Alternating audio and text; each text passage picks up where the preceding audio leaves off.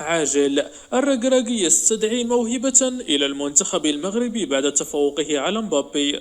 حطم الشاب المغربي إلياس بن صغير رقما قياسيا بهدفيه يوم الأربعاء في مرمى أوكسير بالدوري الفرنسي، ليكون أصغر لاعب يسجل ثنائية في مباراته الأولى عبر تاريخ المسابقة، متجاوزا عدة نجوم أبرزهم كيليان مبابي. وسبب إلياس بعد عودة الدوري الفرنسي عقب انتهاء بطولة كأس العالم مفاجأة كبيرة بعدما أحرز ابن 17 ربيعا ثنائية في أول مشاركته بشعار موناكو أمام أوكسير.